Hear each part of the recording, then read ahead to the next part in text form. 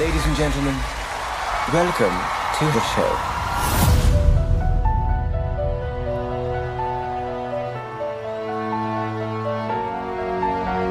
The $10 founding father without a father got a lot farther by working a lot harder, by being a lot smarter, by being a self-starter. To your union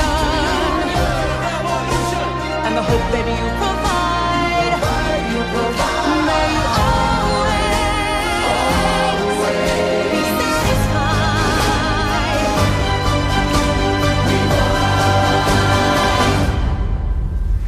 This is Hamilton.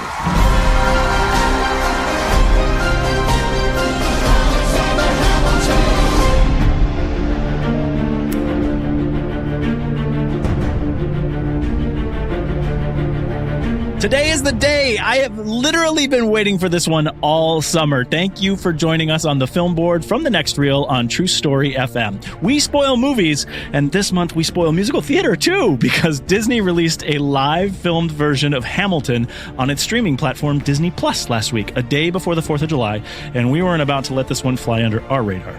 We've never talked about a movie like this before, I think. I feel confident saying that. And in the middle of a confusing year like this one, it feels like an entry into big conversations about so many different things. At the next reel, when the movie ends, our conversation begins, and you can join our conversation by connecting with us on Discord. We have a server there where we discuss details about all of our shows and the entertainment industry as a whole with film fans from all around the world. We're always working to grow our wide omni-channel interactive experience, so check out all the details at thenextreel.com. Speaking of growing, we would like to welcome a new voice to the film board tonight. I'd like to introduce you all to Ocean Murph. Hello, Ocean. Hello, Justin. Tommy, it's yes. Hi. Thank you for allowing me to join this team. We are so happy that you're here. And I'd like to start, I'm going to ask everybody this by asking about your experience of Hamilton and musical theater in general. Do you consider yourself to be a fan, a veteran, or a rookie in this realm? I am undoubtedly a rookie. Okay. Yes, I did not see the musical before. I haven't seen it all. I just heard that it was good. Well, that is a good way to start. I think that's great. And okay, now let's say hello to Tommy Handsome. How about your history? What did you know about Hamilton? Hi, friends. I loved it. I was lucky enough to see it at the Pantages here in Los Angeles when it came on around its first run.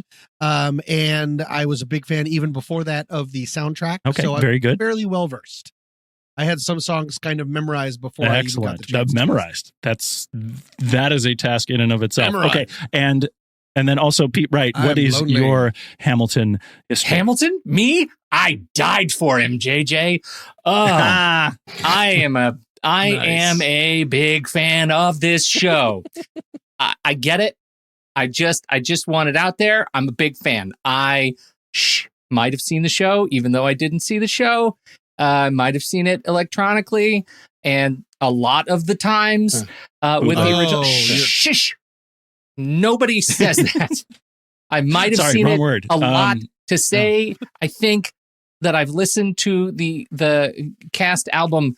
I feels like hundreds of times would be conservative. I am a big fan of this show. So I'm going to be a mess talking about this movie. You guys, I'll probably just pass out a little bit. And so that's fine. Go ahead.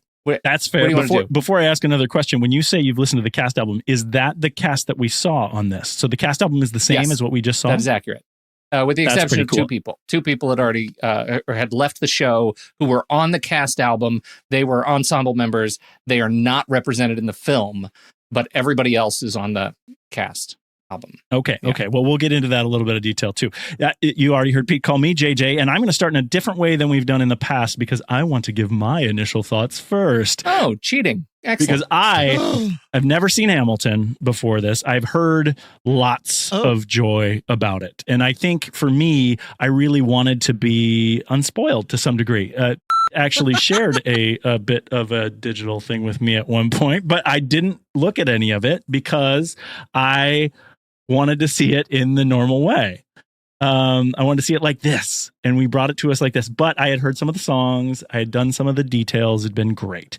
And so now I get to say how I feel about Hamilton. And like I said, I was waiting for this all summer. I am psyched. I liked it a lot. I've watched it already twice, and I am as soon as we end this podcast, I'm going to turn it on again. I love it. And the interesting thing about me for it is that the first time through, I didn't really get all of it. I think I maybe needed some captions. I needed something to get there. And I watched it with my kids, 8 and 10, and we had to pause a lot. I had to kind of give, some explanations of what was going on with it, but I loved it. And it's in my top 5 of musicals of all time. It's not at the top, it's number 4. And we'll get into that a little bit later. But the detail is I loved it. I was super impressed. I think it's completely different than any musical I've seen before. And I think it's really special. So now coming back, I'm starting strong, but it sounds like Pete, you might even be stronger. Can you pass out a little bit and tell us what your initial thoughts were on the film? JJ, please. Oh, God. I've got the vapors. He's got the vapor. Well, you got to know. For those, that's from his fainting couch. Settee. You got to know. I'm just I'm a dyed-in-the-wool musical theater guy. Like, this is how I grew up. Like, my first theater, like, acting experiences were musical theater, right? And so, like, this is just my vibe. And so I was very much been looking forward to seeing this. And I think I was leery about the idea. I mean, knowing how big Hamilton has been as a property for the last 5 years, I sort of knew that Hamilton, the movie, was coming. And then we get In the Heights, and it looks like they're doing a fantastic job with In the Heights and what they're about to do with In the Heights. And I think that if you haven't experienced In the Heights, it is the perfect warm-up to Hamilton, right? It is literally a warm-up for a number of members of this cast who were in the Broadway show of In the Heights and moved over here with Lin-Manuel, but also cast members that are in the Broadway cast who are in the movie now of In the Heights. So moving from, so it's great. You got to watch it. It's a great thing to experience. So I was nervous. Having seen the original Broadway cast show, I was nervous about the idea of a movie version of this, because for me, this is and was intended to be in its most perfect form on stage.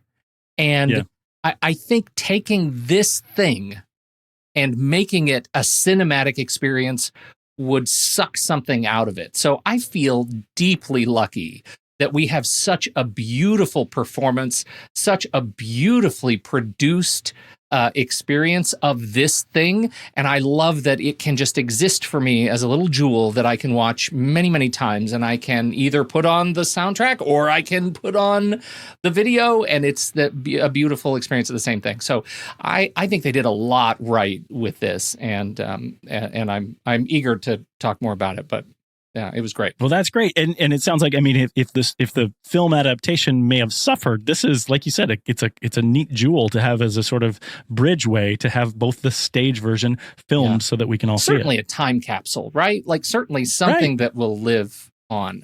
So I love it. How did you originally see the Broadway cast again? I'm sorry, what's that? How did you originally see the Broadway cast? I missed it. You went to New York and saw the... I'm sorry. It was breaking up. Oh, it's a problem. It's probably my audio. Tom, okay, I'm not hearing you. So let's move to Ocean. Ocean, as a rookie, as saying from musical theater or from Hamilton, what was this like for you to watch it as the movie and as the music and the whole thing hitting you? I loved it. I thought it was great. Cool. The music was great.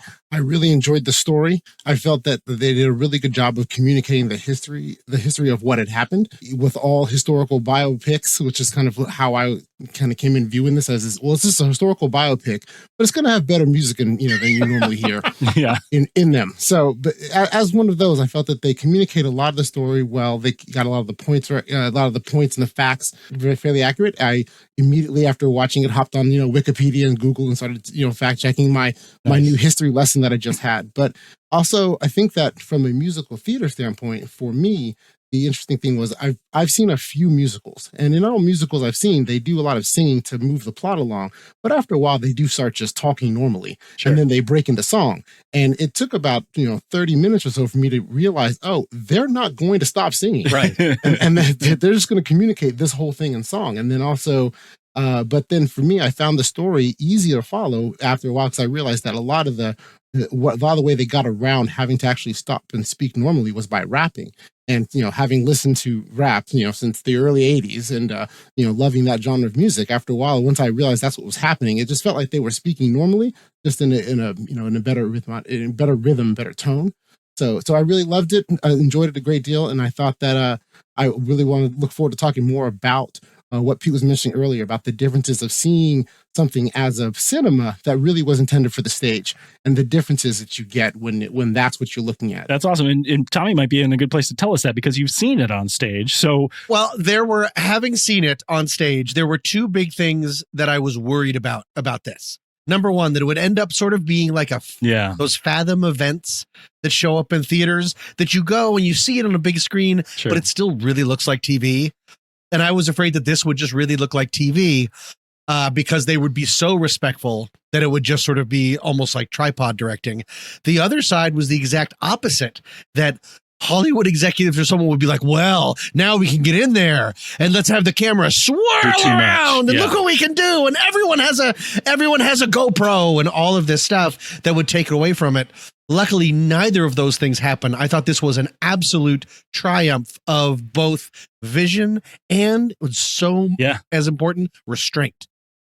To really keep it from, we can talk about the cinematography later, but to really keep it almost all the time from the audience's perspective. Knowing when to move in to add some intimacy, but also when to just stick to the wide to let the show speak for itself. I thought it was magnificent. Yeah, it was super intentional, the camera stuff, and I'm really excited that we get a chance to talk about that. So we talked, I think those are all great initial thoughts, and it sounds like all of us are on the positive side, which is something that's key too. So we might fanboy a little bit out as we overwhelm ourselves with positivity on this one, but I'm going to try to talk a little bit about the story. I don't think that I can do a good job of describing a quick synopsis of this story because so much happens so quickly. I think it's way more than we ever get in a traditional film. And we can talk about that, but and then I get super distracted by the music as I'm thinking about, what I want to talk about. I want to talk about that big number, but just from the basis of the story, I'm going to try to say what happens in it. So Alexander Hamilton is a poor orphan with big ideas, and he comes to New York and meets a number of revolutionaries, including Aaron Burr. He meets a wealthy family of 3 sisters as well, and he catches the eye of 2 of them, eventually marrying the middle sister, Eliza, while maintaining a deep emotional relationship with the eldest, Angelica. He and Burr shadow each other throughout the fight for American independence, Hamilton as an outspoken fire starter, and Burr as a political opportunist. Hamilton is the right hand of President George Washington, and Hamilton and what is that? What is that? Did someone put something in there? What are you talking? Where are you? I was just listening. Hamilton is the outspoken fire starter. No, I'm going to slow down. Hamilton and foster Eliza. Oh, there we go. There we go. You did it. I always try to hide my dog's name in the script. Watch a show, and it hasn't worked. I was so far into time it that I thought I messed something up. That was the greatest.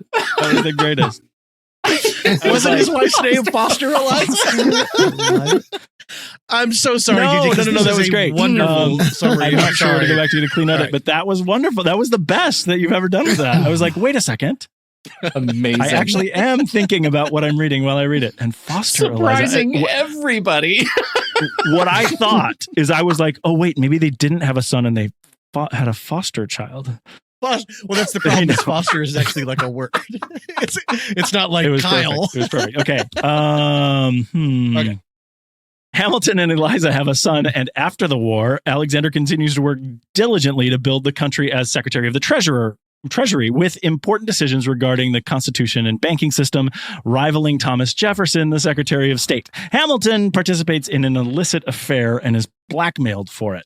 Washington steps down as president to build a culture of secession, but Hamilton publishes the details of his affair, clearing his name but destroying his political prospects and ravaging his family in the process. In a later election, Jefferson runs against Burr, remember him? And even in Hamilton's disgrace, his endorsement propels Jefferson to the presidency. Burr duels Hamilton and kills him. Now, that is a lot of things that happens in this, but that is just not enough to describe everything that's going on in this story. I think I missed tons of things. Also, you just spoiled American history for everybody. Well, Sorry. and I'm glad that Ocean looked it up too, because I think that's something that we need to talk about whether this is an accurate representation of history. But first, let's start. If you guys could kind of point out my gaps, tell me about any story points that I may have missed in that bunch, because I think there's a lot of them here, right? I thought you did really good. Okay, thanks. I mean, it's a lifetime, and That's the they're hard part, able right? to. And one of the things is they, in 3 stanzas, will do 2 years of stuff. Right. Yeah. So it's just not fair. They slow down for the interpersonal stuff and like the cabinet meetings, but then years go by. Yeah. An entire life goes by. Well, and that's the weird thing. So there's the point that I think that I'm trying to make about this is that there's also through lines within this story that we don't get to touch on. the sun, right? maybe. So the sun is a big right. deal. And there's this concept. I mean, there's 3 duels in it. You know, we end with this major duel, but there's 3 duels, and talking about the concepts of what duels meant in history and what they mean to us today. The big thing that I think is kind of like the overarching thing, because all of a sudden it's the final number, is this: who lives, who dies, and who tells your story. Everyone knows it's called Hamilton. Everybody knows it's about Hamilton, but the narrator of this story, we just talked about that whole story, is Burr, this person who's reviled. And then, of course, we get this final number where it's all about Eliza. Right? Who lives, who dies, who tells your story? It's her. Whose story is this to you guys? Is it just straight up Hamilton, or is there some other convention here that hit you while you were watching this movie? I think for me, I felt that it really was it was predominantly Hamilton's story. I think that you find out more about other characters. You know, you find out more about Burr, and I didn't know that he was, vice president, beating Thomas and Jefferson. I felt that kind of smacked in the face with some ignorance there of like, well, hey, maybe I should have paid a bit more attention in social studies when I was in 8th grade. Also, you should remember which class to go to learn about that. That would be a good start. It was 8th grade. I blocked that year out. So I think that you learn about a lot of other characters, and they're supporting things about them, and there are different plot points that are mentioned and things that are even important to society, like George Washington stepping down is one of the top 10 most important things that's happened in American history. I agree. Right? But even in this story, it's just a footnote that really this story is about the life and death of Hamilton and his thoughts and his focuses and his dreams and his decisions, right or wrong, that he made throughout his professional and a large part of his personal life. But also, at risk of being extremely cheesy, it's like the people that say, in Sex and the City, New York is the 5th character. This is also this is also really the story of America, that he picked vehicles and these people to tell what made America America, for better or worse these days. Am I right, folks? No, but the idea of what separated us from England, from a monarchy, it takes us through all of that, because incredibly he was wound through all of those things that made America what America is today. Well, and you bring up New York. I think, like Ocean said, I wasn't aware that Aaron Burr was even in the running for those things, right? His history has basically forgotten him, except for a Got Milk commercial that I saw, 8 years ago. But the thing I think is interesting, another thing that I hadn't learned, is that part of the negotiations to move the capital from New York to Virginia happened as a part of what was going on here. There are really interesting historical facts to talk about, the room where it happened. I think that's amazing. Pete, what was the main story for you? Well, I think that, and I know that some of this is just, it comes as the result of being able to listen to it over years, and it has changed for me. But it certainly was a different story when I heard it the first time compared to when I first saw it, and then would listen to it again and again, right? Because I think that what you can say with the production is that, my God, the importance of actors and blocking and staging are really important to story, right? That makes a big difference. And I think this movie just nailed that. So for me, the story of, like, back to your question, JJ, who lives, who dies, who tells your story, I think it is interesting that it is literally Burr that tells the story of this thing, right? He is the narrator. So he's the one who's telling the story. And it's almost that this is his last gasp, right? Because we go from here to, my God, I'm the villain of your history. And that line punches me in the neck every single time, especially because it had never been so clear to me that at the climactic duel, it's Burr that screams, "Wait." And that Is that what he screamed? Changes. I didn't know what he was saying. He said, wait. That changes the story at the end. That it's just it leads to this immense weight of regret on all of these lives that are just churned over, mistakes, over gaffes, over ego, and I think that's pretty powerful. It's a fantastic story of relationships. I think it is a story where Hamilton, he did some amazing things, also kind of a jerk. And I think that, I think that people who watch this and hear this and see this as a glorification or as an origin story of a political hero have missed the point and should watch it again. Because this is a guy who made some extraordinary mistakes. He is so not without fault in this whole thing. The entire second act is his life falling apart. And so I don't want to leave out the story of his affair and what he did to his wife and his children. I mean, he ended up having like 7 children. And in fact, his next child was born like 11 months after Philip died. And they also named him Philip. And so they just sort of took a do-over. So there are some things about Hamilton that are certainly worth thinking about. But I think what the show communicates to me is that story of this man's contribution who never stopped saying, what if? What if we did this better? What if we did that different? That's a superpower. And I think it's great to be. I think that what the show does is invigorate that for me. Right? It fills me with an energy to create, and I think that's really cool. I love it. And I think that's great. I mean, I like that you bring up the point about no one being a perfect protagonist too. I think that's something I actually had to talk about with my kids while we watched this, right? I mean, other than Washington, I think Washington is kind of infallible. He's Jor-El, man. He's amazing. Exactly.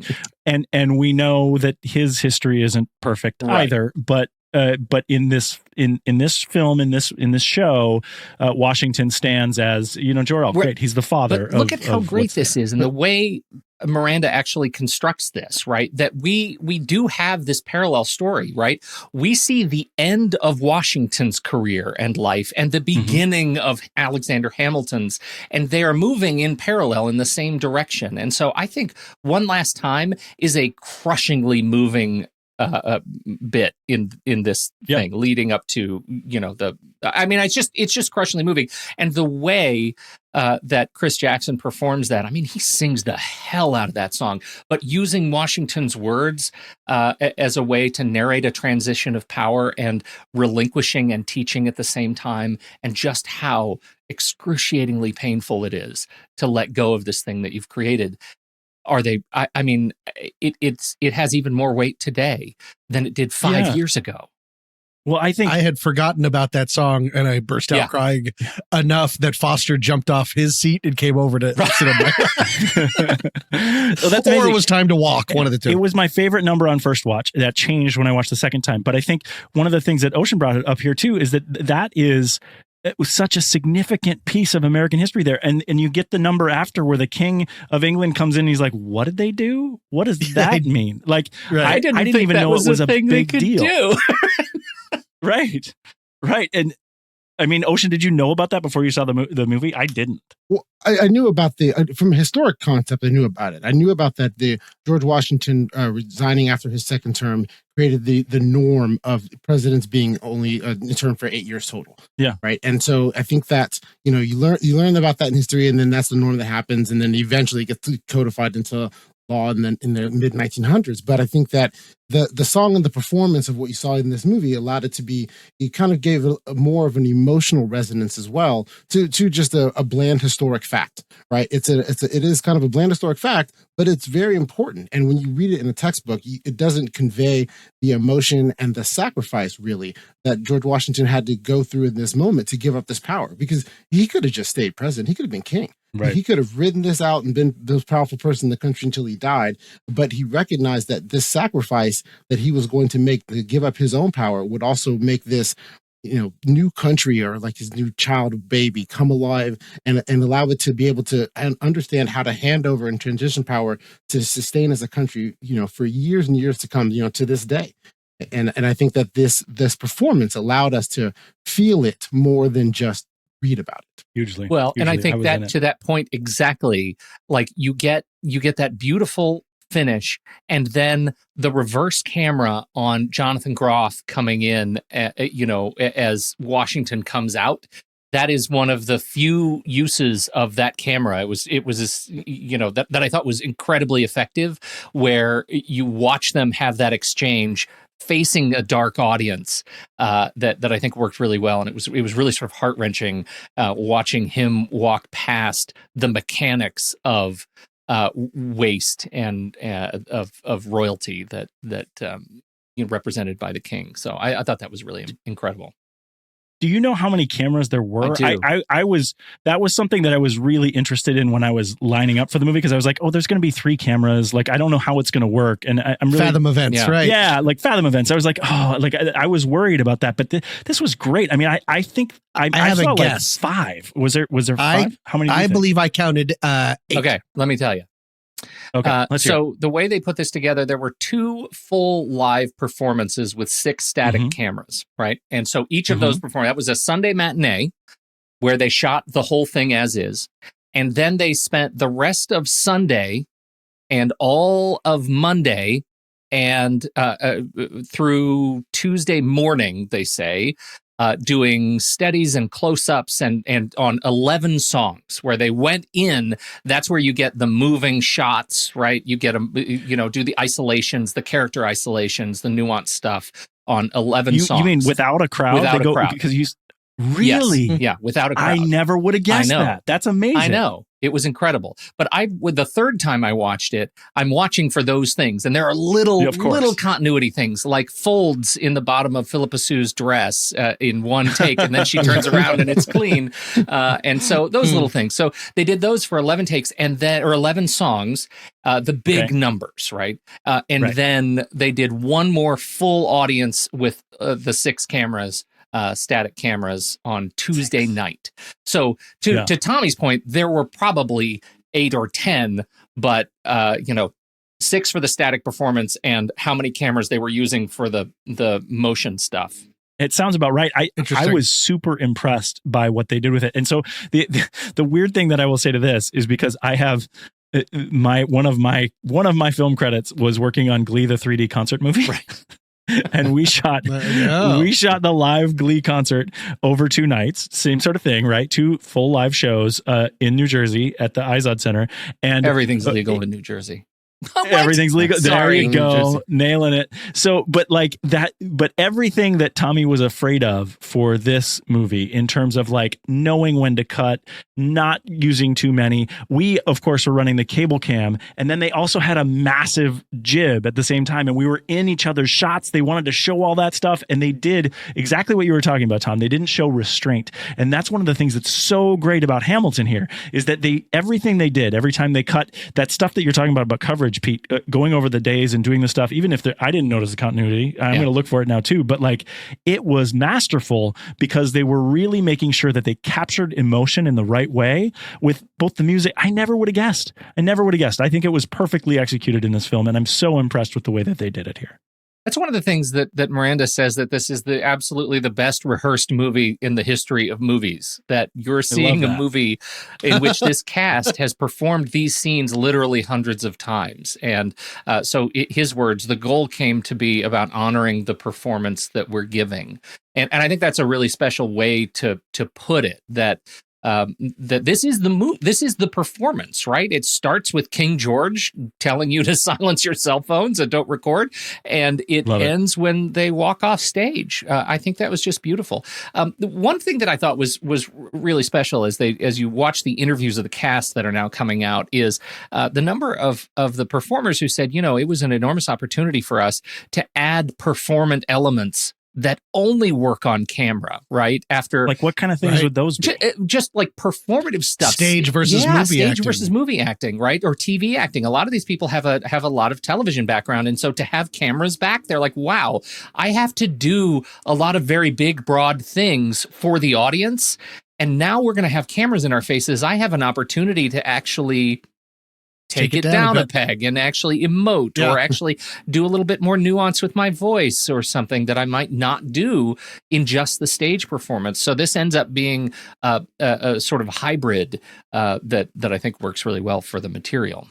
One of the things that I noticed about this was that it seemed like everyone, to me, and maybe I'm going too far with this, but it felt like everyone was basically stoic, that they were basically still and then presenting with the story. It starts off in the first number, right? Everybody walks out, they stand, they give you your piece. And I found that was different from what I'm used to in musical theater, that I feel like people are usually, it felt like the people who were telling the story or the people who were singing were usually still, and that the scene happened around them. And I thought that was really interesting, that we didn't really get a whole lot of choreographed singing numbers, is how I felt. But maybe I'm overdoing that. Maybe it's not that way. Again, I've only watched it twice. But did you guys notice that sort of thing? That really, like, you think about the number Satisfied, or you think about like Helpless and all these things. These are really meant to show the environment around the singer or around the presenter being still and telling us in a vacuum as we see the story happening around them. Was that unique to you guys?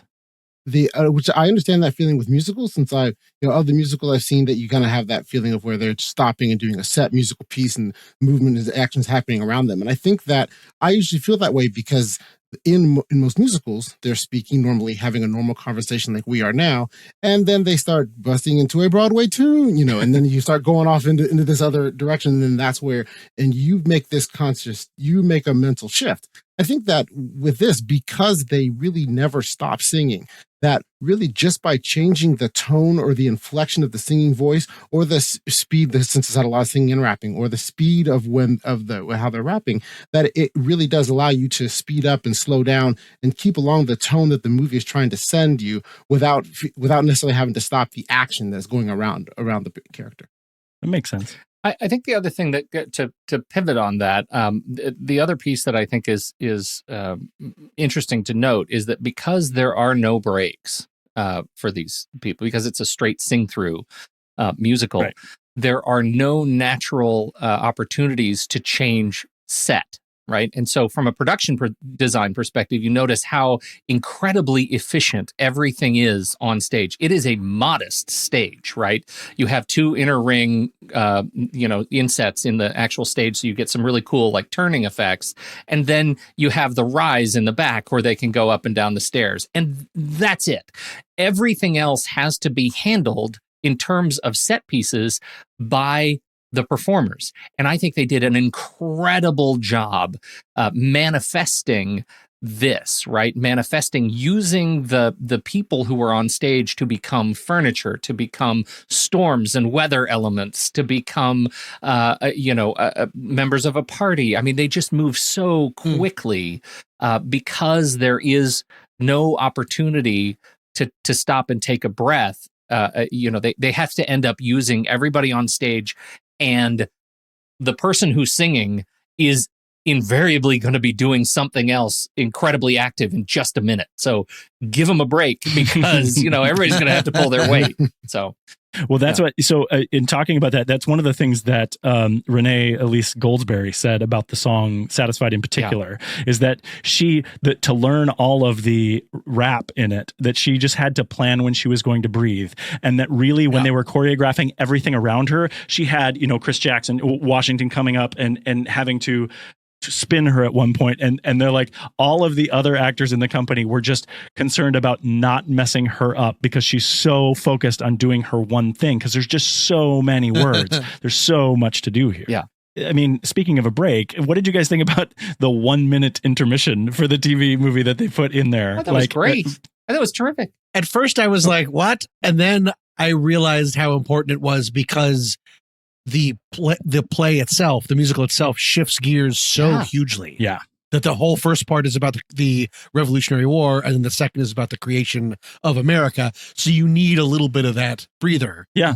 Well, and that's, you mentioned that, and the change and shift there. I actually, so having not seen the show before and only knowing some of the songs, I actually felt like the first act went really long. I kept feeling like there were there were numbers that I was like, oh, that's the end. That's the end of Act 1, right? That's my red and black from Les Mis. That's like this is where this is going to hit. But it happens like 3 times.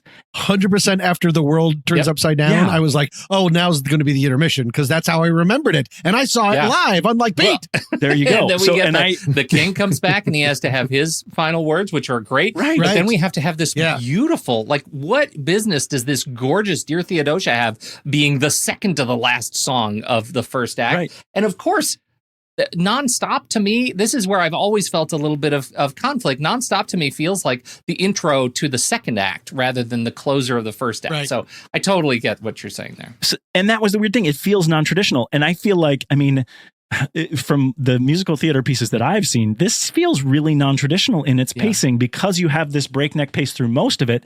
And then at the whole, I guess the natural climaxes and the natural valleys from where you would feel, they feel somewhat unnatural here. I don't necessarily think this is a bad thing, but exactly what you were talking about, Tom, I told my kids, I think 3 times, I was like, oh, this is going to be the intermission. Oh, this is going to be the intermission. And they've never sat through a play before. So that was a mistake on my part. Because they're like, oh wait, when Dad, is that? I thought this was going to be the intermission. They're getting it wrong, son. Yeah, like you can't break down as a father. Exactly, pacing. Come on, Miranda. No, and that's interesting too, because Miranda, when he was talking about this, he said the beautiful thing about putting an intermission here is we're going to put it a minute long, but you can pause it, make it as long as you want. Because there will be no lines at the women's bathroom in your house like we have at Broadway. We've talked about accuracy. Pete, you bring up that they had 7 kids. I think for me, not knowing that is kind of a mind blower. Do we think that's important in what they're relaying here? How important is the accuracy of what they're trying to tell? Because honestly, all I see right now on the internet is people blowing up about like, oh, this is how they got it wrong. This is how they got it wrong. Is that really important to you when you watch this? Well, I can speak for me in some cases that yes, I think that accuracy is important. That doesn't have to be, 100% completely accurate. You can have some things that you're going to have in any biopic where you're going to have some embellishments to help move the story along, or, the characters are going to do things slightly differently. You're going to have composite characters, things like that. But when you are talking about, you're going to make a musical about the founding father of Alexander Hamilton, who's on the $10 bill, who is a historical figure, including George Washington, you're going to need to get a lot of the facts right. And I think that by getting the facts right, it actually does make it's important in 2 ways. One, it makes it where when you're looking things up after the fact, you're going to learn more about the story and about these people. But 2, because it then is accurate, it allows you to then, want to watch it again. Maybe want to see something else you missed and learn something else new, and not just focus on the music for the whole performance, and which is hard to do because the music is great, right? So sometimes you want to sit back and listen to the music and the sounds, but really they are communicating a real story here, and I think that it's an important story to tell, and it's an important thing to know, and so I think accuracy does matter. Something that struck me when I was first listening to the album is way before this was ever talked about being a movie. I remember having the feeling of, I was really proud of Lin-Manuel Miranda for what he kept in, because if this was a movie, there would be a lot of studio executives going, does he have to have the affair? Mm-hmm. Because that's like a break in his character. That's and it becomes very defining, but to lean into that instead of just sort of being like, he's a tomcat, he's feral, wink, wink, and then moving and just keeping it with government. That's very brave. He is throwing his lead character for a lot of people, unforgivable thing. And he's not forgiven until the very end of the play, rightfully so. But to really play for that is brave. One of my favorite lines in the film is when Thomas Jefferson comes in and says, can we get back to politics now? Yeah. Right. I love that. So I think it's interesting to do that because the majority of the stuff that I'm seeing on the internet, it doesn't have specific quibbles, right? They aren't saying Miranda got this wrong or Miranda didn't do that. It's always he didn't go far enough with something or he went too far. And I think really all of that seems subjective to me. I think the point that you make, Ocean, about the key things about history being important here, I think he kind of nailed that. I don't have any problems with the way he represented our history in this. I learned stuff from this musical. Did you guys? Yes. And the book is 900 pages long. The book actually floated around our house. We audibled it, and the Ron Chernow book, and it's exceptional. My daughter was the first person who dove in and read it, and she's, I think, been through it a couple of times. It is like when you hear the story of Lin-Manuel Miranda reading this book and getting a few chapters in and suddenly imagining I could write a musical about this. Like, that's legit. Like, he is not alone in having that feeling of just sort of the way Chernow tells the story of the original immigrant. Like, obviously that is a massive stretch. But as a founding father coming from the Caribbean with nothing writing his way out, like, that whole story is incredibly compelling and well portrayed in this book. So it's long. And the phrase "the room where it happened" is a chapter title. Yeah. Of the book. Oh, nice. Yeah. Like, he really he took some real stuff from the book and made it musical. Absolutely. And so that's cool. you just it feels like they are of a piece, and that's why he is Miranda and Chernow are so complimentary of one another. Like, they always mention each other when they talk about how this thing came together. This is where I'd like to pivot on that particular point, because I think when you look at and when you hear Miranda talk about his intention for the show, right? The story of American history presented by today's Americans, right? That's what he's trying to do here, is say, this is the makeup of who we are. Let's look at what the founding looks like now, like that. And so some of what people are, I think, rallying against is that they don't see themselves in Thomas Jefferson or in James Madison or in Alexander Hamilton. And that's confusing to people. And so they're upset. And and that whole thing, I mean, I was going to ask about miscasting. Yeah. I put it in air quotes because historical figures, because this show can't be done if you focus on a role being played by a certain demographic. Yeah. You need talent for this, and that's what Miranda did so well. He just went out and found the talent to tell the story. I think I think the people who rail against miscasting historical figures are missing the point. And I think if that's a problem that people have with the relevance of historical accuracy, they don't get it. It's such a special show, regardless of the way people show up and deliver it. I thought the using the casting trick of having pretty much all the main characters play different characters, all the main actors playing different characters in the first and second act, all the way, even Peggy gets an incredibly powerful part in the second act, which I thought was just beautiful. She's so talented. And I thought that was really great, sort of reintroducing Daveed Diggs as Thomas Jefferson and reintroducing Oak as Madison in the second act after an incredible performance as Hercules Mulligan. He's just so good. And that is another area that is just sort of ripe for folks who are frustrated when you see Daveed Diggs playing this character the way it is written, right? And really capitalizing on some of his incredibly natural skill, but to say, oh, he's not representing Thomas Jefferson when he carries such incredible swagger. And he's have you seen anyone else? Okay, in Tommy, when you've seen it, was there someone other than Daveed Diggs played that role? Correct. No one in the original Broadway was on tour.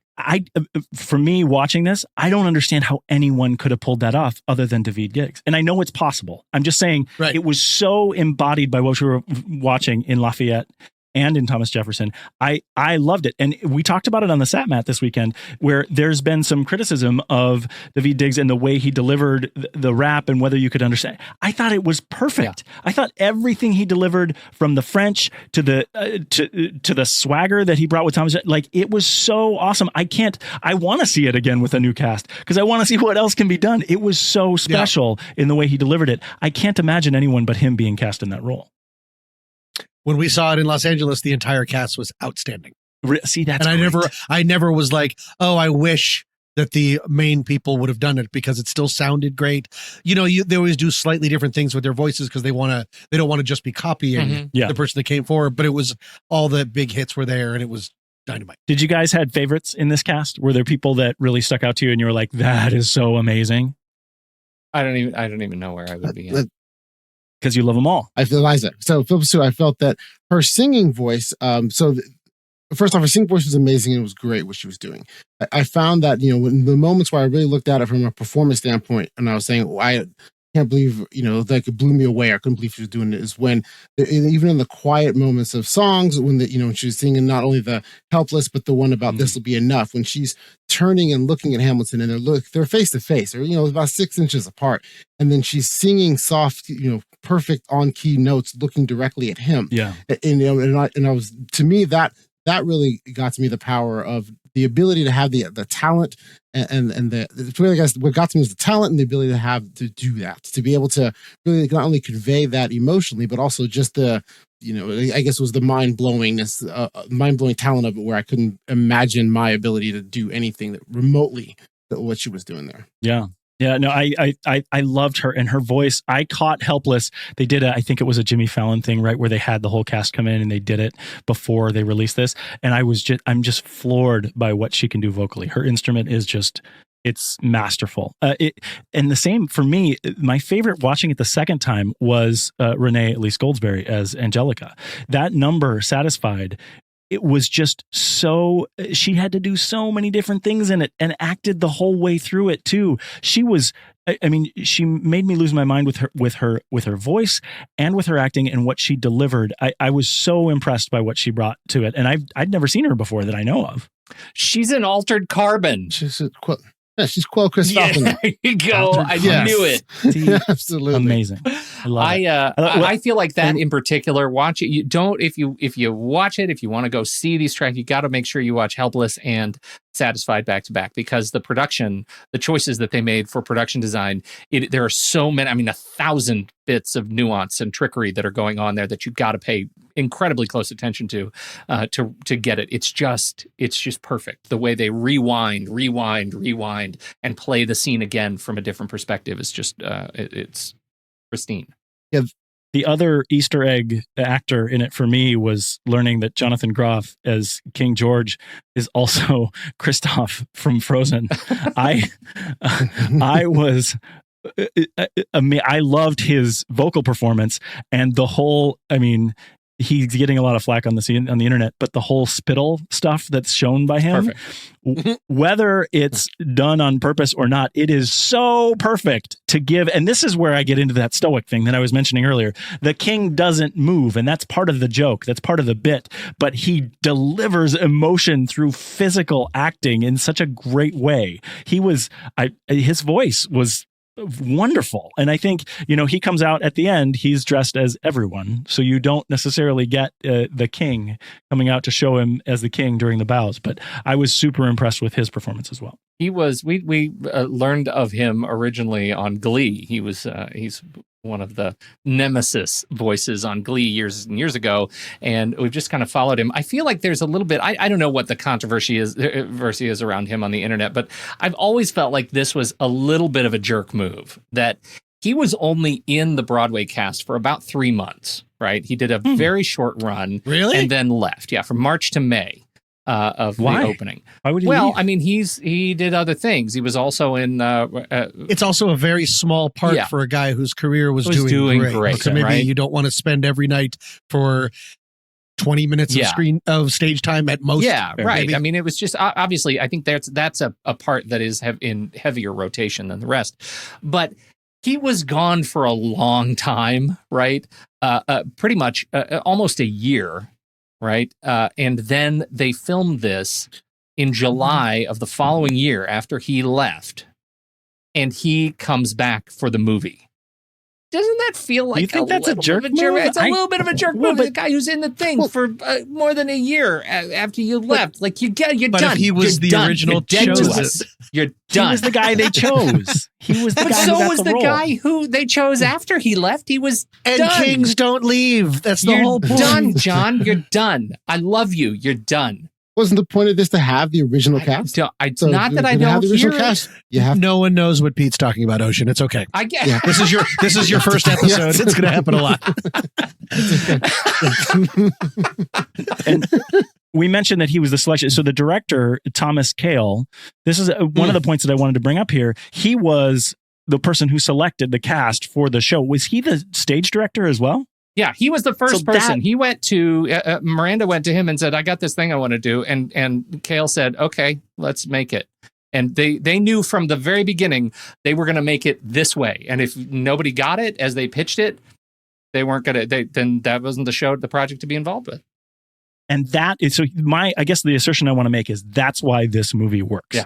Because he is wed to it. He's wed to the stage show, and he shows up and he directs what's happening in the film as well. You can't necessarily, if it's coverage, if they just came there and brought somebody in from TV or whatnot and had a multi-camera shoot of this and they're making the decisions on it, it wouldn't have the same emotional honesty that you get with the director from the stage show. So or especially the restraint. Right. To reuse my word. Because they'd be like, let me get in there. Right. And show you how, because if it's the maker of the show, he's like, this is already how I wanted it to look.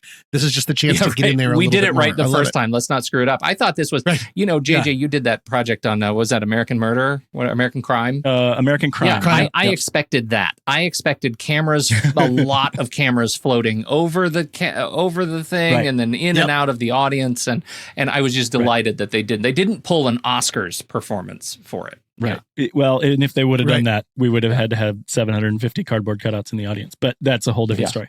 But yeah, no, I think having Thomas Kail so intimate with it is what makes this movie. I mean, that's a great point. The show sells itself. Everybody wants to see Hamilton. But what makes this translation into not a film adaptation, but I don't even know what you would call it. Like they just made a film of the show, right? And I think it works because he's involved, and I'm super impressed. I wasn't aware that he was involved in both ways, and I think that's really, really a smart decision. Well, and he also is he's a director behind Fosse Verdon. If you haven't watched that on FX, it's got some incredible press.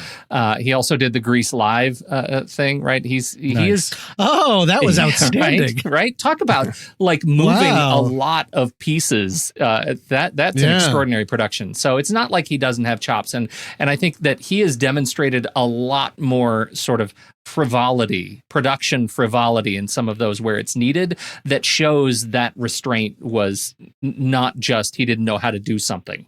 Like this guy chose. Right. He was great. I love it. We should also talk about Lin-Manuel Miranda here too. I mean, obviously he is, I shouldn't say obvious. To me, Lin-Manuel is an American treasure. I mean, what he's doing and what he's done through his career, he's only gained in momentum, in acclaim. And I'm so excited to see what he does next. That being said, in terms of his singing voice, I wasn't super impressed. I don't think anyone else should play this part. I'm not saying that, but especially in the first number when he's dealing in his low register, I think he struggles a little bit with it. I think it's really tough. And when he's acting like he's crying, I really see the acting. And I feel like at least I understand your star rating now. I get it. Well, there's that. We'll talk about that when we get there. But the thing is, I mean, I want to front this by saying he is a super special person. I love everything he does. The music from Miranda. I would love to see what other people could do with this role too. I don't think anyone should take it away on from an him. island. I agree. I mean, very famously, not very famously, but Hamilton won every single award except for one really loud one, which was Lin-Manuel Miranda for Best Actor. Who beat him? Do we know who beat him? I'm interested. We can look it up later. But no, that makes sense to me. And I don't know if anyone else had problems with it. I've seen some people talking about him struggling with the acting. Again, I wouldn't want to change it. I'm really happy we have what we have, but I notice some of those things when it's through. No, I noticed it and felt it as well. I think when I'm watching it for the first time, that it looked like, well, he had Lin-Manuel Miranda had a great idea, had a great story, could write it, could put it together, was able to get the show going, and for better of the show, but less for how he would look in retrospect as a singer, surrounded himself with great singers, right? And so while I still believe he could sing better than I ever will, and I would venture a guess better possibly than any of us on the show can. How dare you? Well, Pete aside, of course, but when he surrounds himself with singers of that caliber, then his okay voice is really going to look worse in comparison. Well, I want to answer that now, question, JJ, because this is an important I know. one. I just looked it up too. Yeah. Yeah, you found it, so you say. He was up against Alex Brightman, School of Rock, the musical, which was terrific. He was up against Danny Burstein, Fiddler on the Roof, and Zachary Levi, She Loves Me. Zach Levi, what's he doing there is great. The guy he lost to is Leslie Odom Jr., Hamilton. Best actor in a leading role in a musical. Both of these went to Hamilton. Yeah. Of course, they're going to get split. And Leslie Odom is, I mean, he's so good. He's an American treasure too. I mean, so this whole list is listing those people. Someone put in the notes here. I think it was you, Pete, that Wayne Brady played him in Chicago. Yeah. I loved Leslie Odom Jr., but I am a Wayne Brady fanatic. I wouldn't pay $1,000 to see him, but I would pay a lot of money to see him play that role on this show in Chicago. I think he is another one of those sort of multi-talented showmen that I think he's well cast for that. Be interesting to see him do the second act. It was just difficult with him because he would do so much improv. He kept asking half. people to name a vegetable in the middle of the show. It was very strange. Or he said, "Will you take the money or what's in the box?" Right. Yeah. So I'm a huge Wayne Brady fan. I'm just putting it out there. Is there anyone else in the cast? Or he comes out after the intermission in the box. Right. Exactly. I just want to shout out to Anthony Ramos, who's another fantastic performance. He's John Lawrence and Philip Hamilton. He's so great. But he is going to be playing Usnavi in The Heights in the movie coming out now, which was the role that was originated by Hamilton and by Lin-Manuel in the stage production of it. So that's the lead, right? Yeah. Yeah, that's awesome. Yeah. I'm excited to see that. I also saw an interview with Miranda here where he was talking about, everything was gearing up. We're supposed to be gearing up for In the Heights right now. This is when this was supposed to be out. Yeah. But since we can't do that, we got to shift gears and do this instead. When was the release? Disney wasn't going to release this now, 15 months from now, October next year. Yeah. Yeah. Wow. It makes so much more sense right now. It's like it's perfect. It is a bespoke placement and bespoke delivery for this thing. Like it just felt it's perfect right for right now for fans. 100% agree. Was there anyone else from the cast that we should mention? I mentioned Chris Jackson a couple times. The first time I watched it, when he talked about how to say goodbye, that whole solo at the end when he's losing his mind. I mean, that just brought the emotion directly out of me. And I wasn't super into Washington before in the film, but that song hit me really hard. I don't think we can. I mean, I don't think we can say enough about Daveed Diggs as Marquis de Lafayette and Thomas Jefferson. But for me, again, Okiarieti Onaodawan as Hercules Mulligan. For me, that transition between Mulligan and Madison was so good. But when he looks out and he says, Hercules Mulligan, I need no introduction, right? You knock me down, I get that back up again, and kisses the audience and sticks his tongue out, right? I mean, it's just one of the examples of breaking the fourth wall in this production that I think was just perfect. He is such a character and so great. Doesn't Hamilton sing at one point when he's having one of the many like sort of rapper singing duels in it? I think it's in the original song when he's with the sort of the herald of the king, where he's saying, "Don't modulate the key with me to try to make a more intense." Loved it. A Farmer Refuted. Yeah, that's my favorite song in the entire show. Which one? A Farmer Refuted. That one where he's going back where the guy does his entire for shame and then re-sings it while he comes in and out and jumps in with certain words and comes out. That's my favorite song. Did you guys have other favorites? Pete, what was your favorite song? Oh, how dare you? No, there's a trio of songs. Okay, there's a trio of songs, and it's toward the end where we get to Guns and Ships. History has its eyes on you in Yorktown. Like that is a passage in the arc of the first act that I find chilling all the way through the end of that bit. And the cabinet battles were amazing. Speaking of breaking the fourth wall and making those choices to have them sort of the sort of rap battle, which I thought was really great. And the room where it happens. Talk about a showstopper.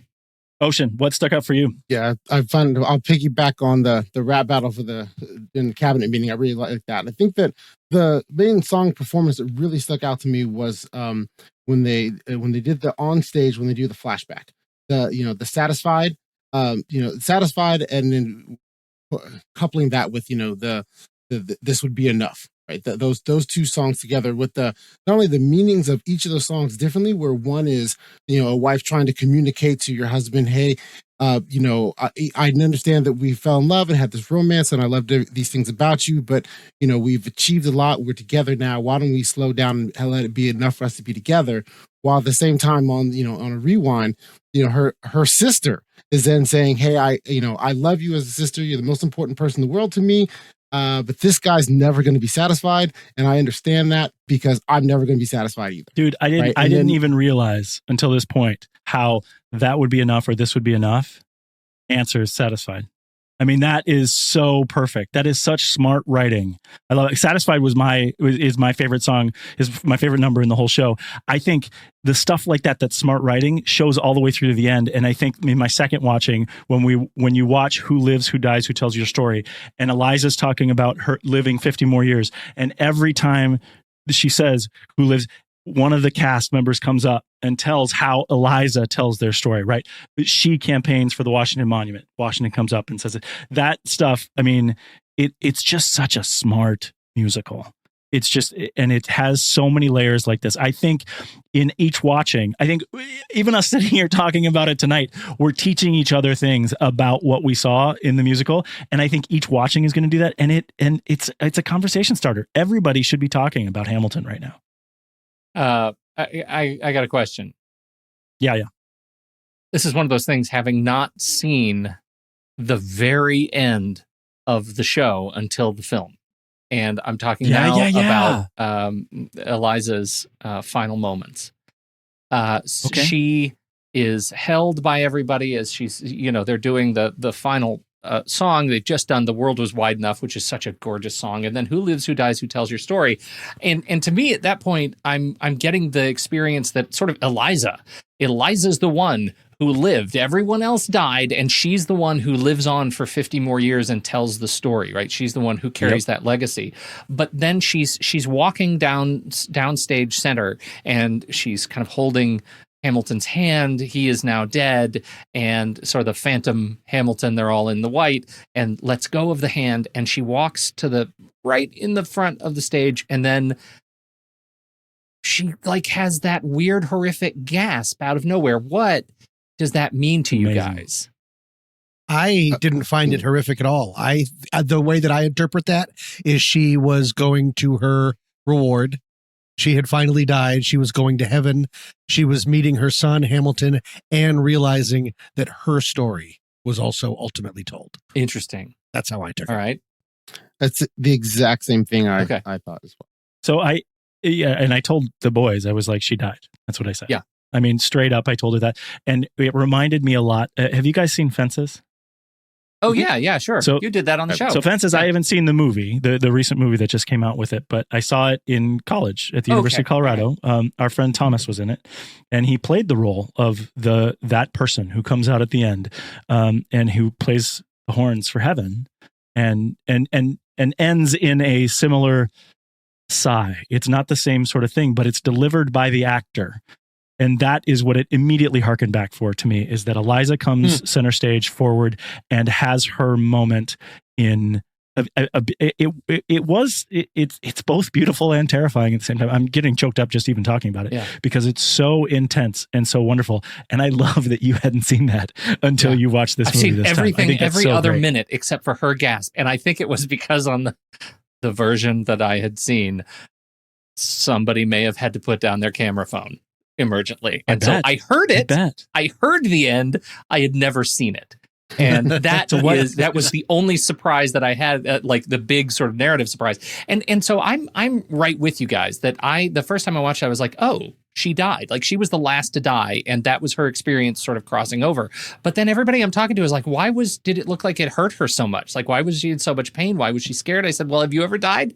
Like, right. Maybe that's just what it's like. Like, relax. I really found it as ecstatic. Ecstatic. An That's a good word for overwhelming it. joy. Yeah. That's All how right. I felt it. Yeah. I love it. I love it. Yeah, I didn't view it as ecstatic though. I'm with you, Peel, on the emotion. I felt that what she was emoting was a fear alongside of elation. Wonder. Right, there Sure. was some relation of I'm gonna be with my family, but it looked like she was scared as well because which I think would be. I'm guessing here since I too have not yet died. I'm guessing Next week, that Flatliners. that even if I'm exactly The musical. Right. I took it as that she had a combination of emotions that even if I were to have believed that after death I'd be reunited with my loved ones, there's the elation of that, but at the same time the actual act of dying would create fear. So I think that she did a wonderful job of emoting both emotions with that look, that you have the initial fear and trepidation of death along with the elation of I'm going to finally be reunited with these people that I love. Yeah, I get that. That's awesome. I totally get that. I'm glad you guys agree with me because I was like, there. All my people are crazy. Was there people not agreeing with you in your viewing area? All of them were like, she's in some sort of pain. She's in some sort of hysterical pain. And they don't. What a weird way to end the show. Would that? Ow! Yeah. And then it just ends my back. Weird. I need the sequel. Yeah, I don't know. That seems very strange to me. Me too. But we are all in agreement with that. Talking about the story, one of the things that I felt that it did a really good job of communicating that most biopics don't was the ability to communicate time. Right. If you're not already familiar with the story, which I was not, they did a great job of communicating. The four main friends meet at the bar in 1778.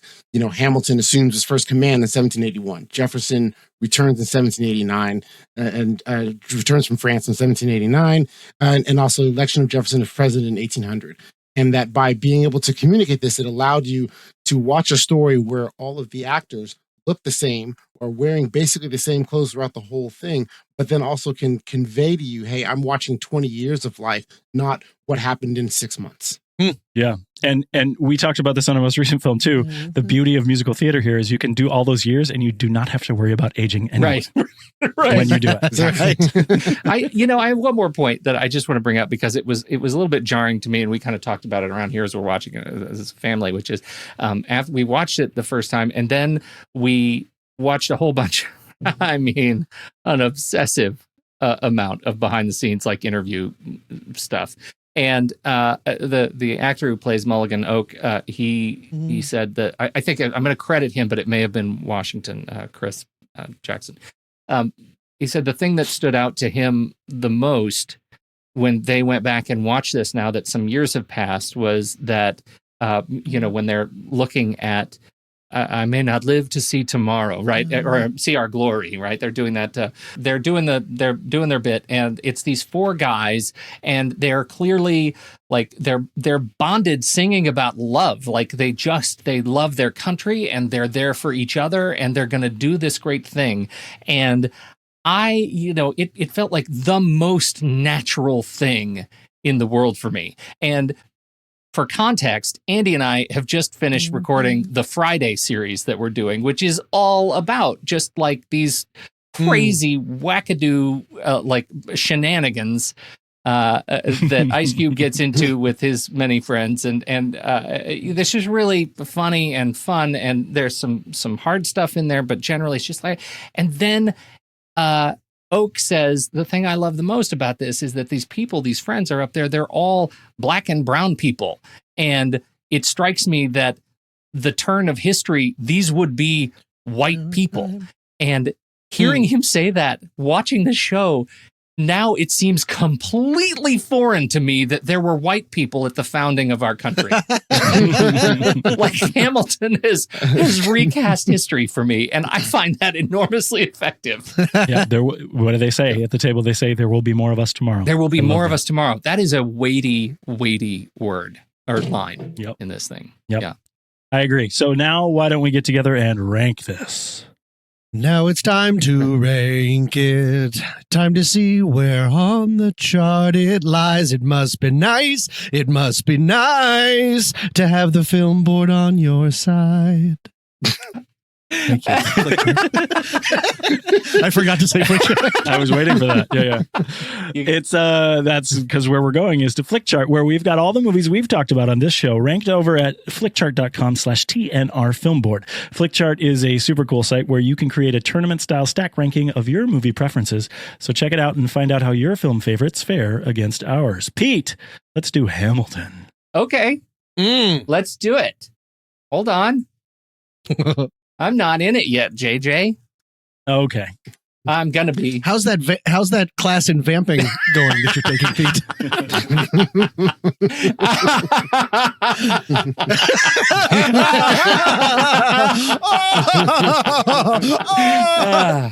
Hamilton or Kingsman, The Golden Circle.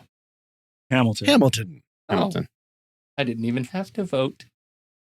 I will spoil this a little bit and say Hamilton ended up very high on my personal chart. So this will be great. Hamilton or Captain America, Civil War?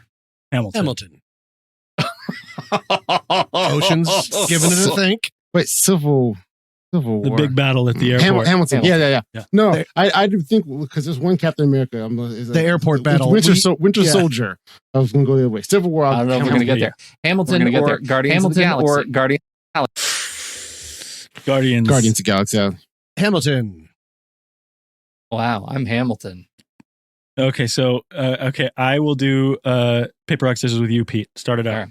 Oh, 1, 2, 3. Paper, scissors. Okay. You win. Hamilton wins. All right. Wow, we did that really well. Sorry, Nicely done. I just have to throw that out there because we don't usually do that very well at all. Hamilton wins. How about Hamilton or Edge of Tomorrow? Edge of Tomorrow. Edge of Tomorrow. Edge of Tomorrow, but reluctantly. Not reluctantly, just a little bit. Okay. It must be nice. We will not see. Nice. We will not live to see tomorrow. How about a Hamilton or Get Out? Hamilton. Tommy? We do love some Because I'm thinking about what Hamilton did, what it was set out to do, and what it did versus a more traditional movie. That's what makes this so difficult. That's true.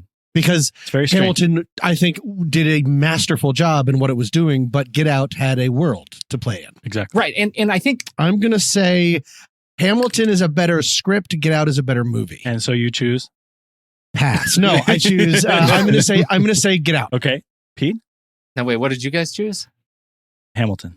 I think I'm going to go Hamilton too. Okay. All right. You feel okay about that? Better script, Tommy said. That's good. Yeah. Well, this will be a good one for you guys. Hamilton or Star Wars: The Last Jedi? Hamilton. Oh, this is going to be a real knuckle breaker for me. Oh, wait, The Last Jedi. I never saw it. Abstain. Okay. You take The Last Jedi, but you put the cast of Hamilton in it and make it a musical. Wait, but then we're choosing Last both. Jedi? Last Jedi is Red Sand. Is it the last one that was made? No. Oh. The one before it. It's the eighth one. It's the worst of the new three. No. where the one ship goes hyperspace through the other ship? Yes. I like that one, but of course Hamilton across the board. Okay, Ocean Pete. That was the 5 seconds of it being great. Yes, exactly. So you're saying Hamilton too, Hamilton. Ocean? Yeah, nice. I'm Hamilton. We're unified. Great. Yeah. How about this? Yeah. We've cracked the top 10. Hamilton is now number 7 on our list, right after Edge of Tomorrow. It's Edge of Tomorrow, and then Star Wars: Get Out and World War Z rounds out the top 10. So number 7, Hamilton, and I think that's really that's a really interesting thing that we run across here, because I think if there's one critique of adding Hamilton to this particular list, it's that we're judging this thing that cost here against something where they invented entire planets and ships to get there, right? Like it's just it's a different scale, and It's totally different. And that's why before hard. we go and give our numbers, I want to invite everyone. I was interested after doing my flick chart thing about it. It went high for me too, Pete. Not as high as you, I'm sure, but it went high.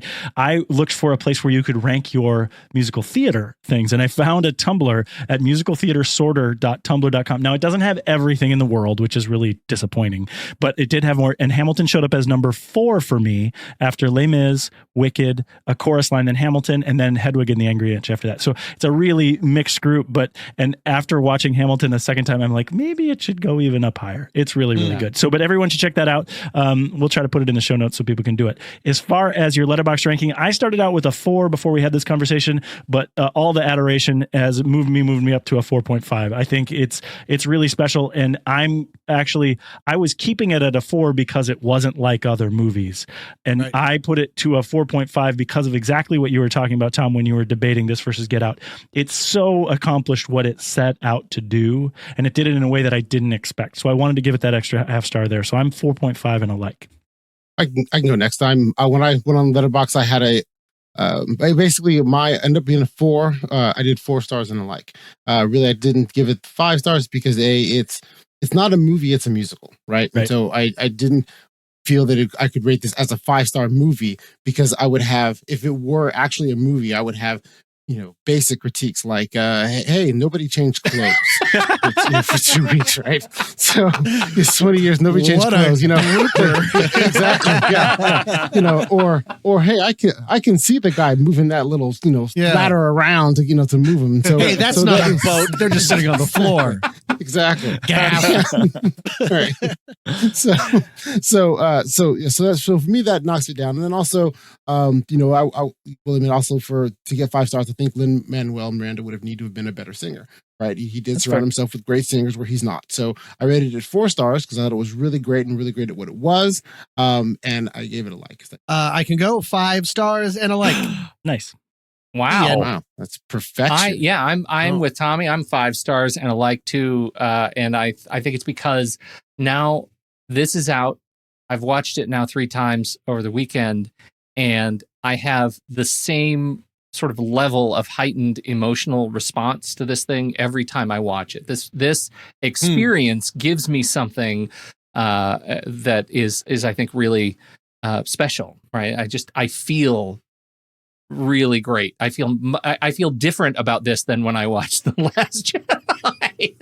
yeah, that's great. So yeah, I'm sticking with it. I had a blast. That's awesome. We did the really fact that well there. It can have that depth of just being on a stage, but have that depth of emotion is, I think that's what pushes it from 4.5 to 5 for me. And what a bright spot in the middle of this summer, right? I mean, seriously, thank you, Disney. Thank you, Lin-Manuel Miranda. I'm so happy that we got to watch this. And so saying that, I mean, where do we go from here? We are still in a huge ball of uncertainty about where the film industry is going to go. We still are hoping, we kind of had Tenet on a tentative thing for us because we thought it may come out in July. It's moved back now again, and we don't really know. So we have tentatively planned to have a streaming option in our bag for August, and one of the one that we found there is one called Project Power that's apparently going to be released by Netflix around August 14th. It's got Jamie Foxx and Joseph Gordon-Levitt. That's our plan right now, but we're going to stay fast and loose on this. We're going to stay spring-loaded because if one of those big film opening comes up, if we have enough people in cities where we can go see something, we're going to go see something in the theater. Pete, we've got a hiatus month here for the main show. What are we doing when we come back? Well, we are going to pick up. It actually picks up a little bit early. We're not taking the entire month of July off, so it's. I think nice. We'll come back with Friday late in July. So we'll do Friday, next Friday, and Friday after next. And they were a lot of fun. Those are the titles of the movies. Yeah, and let me tell you, you're not giving the dates. Spoiler: Friday is. I am a giant fan of Friday. It's been in my life for a long time. We had never seen the following 2 movies. We just decided to do the whole trilogy and mixed bag after number 1 is, I think, a fair assessment. You said you already recorded we did. Show, we recorded them. Did you guys? Did you guys talk about the origin of Bye Felicia? Yeah, we did. Oh, yeah. Oh, yeah. Love it. Yeah, of course. Yeah. I didn't know that. I had to go looking for it. At the end of season of Orange is the New Black, they said it. And I was like, Bye, that's Felicia. it. But no, it comes from Friday. So we did that. But I will say we are not taking a break from the SatMat. The Nice. Saturday Matinee Show is going strong. So, if you are a member, you'll get it on Saturdays. If it's in the public feed on Mondays. And we are shaking it up with lots of... we're just trying to put everybody involved with the next reel in a big mixer. And so it's different voices together every week. And I think it's made for some really fun conversations. So looking forward to a summer of SatMat there. And then some of those other voices are from the Marvel Movie Minute, right? What's going on over there? That's right. Kyle and Rob are kicking butt over at with the Hulk. It is 80s week, meaning we're in the 80s of minutes. And we've got the only love scene in the MCU has just passed us. Interesting. And then Of course, I they think put at it in the the end Hulk, of this where week, everyone questions right. like how the Hulk would make love, but whatever. Yeah, right. Well, and one of their titles in the movies includes the words. The minute coming up includes the word "shrinky dink," so it gives you a sense of the respect with which they treat the Hulk's powers. Love it. So that's it. It's a great. It's a short movie, so we're getting to the end, right? They're going into the climax here, so to speak, and so they're wrapping it up. And let me tell you this: for those who are into Iron Man 2, these guys, they're ahead, Kyle and Rob, of their recording schedule. So we're already in pre-production for Iron Man 2. The break between Hulk and Iron Man 2 is going to be very short. So get ready. That's a much bigger endeavor, and we're very excited about where they're going. And we'll talk about all that stuff coming up on Discord, I assume, as well. Because as folks may remember, we talked about that in the opening. So everyone should come on out and connect with us there. Go to www.thenextreel.com and let us know you want to gab with us. We've got details about all the great stuff happening with our extended family of podcasts there. And I'd like to especially thank the newest member of our family, Ocean Murph. Thank you so much for your voice and insight tonight. Yay! Thank you. Thanks for having me. We were very excited to have you. Can't wait to have you on another one. For tonight, say goodnight, Pete Wright. Good night, JJ. See you later, Tommy Handsome. We did it! At the next reel, when the movie ends, our conversation begins. Till next.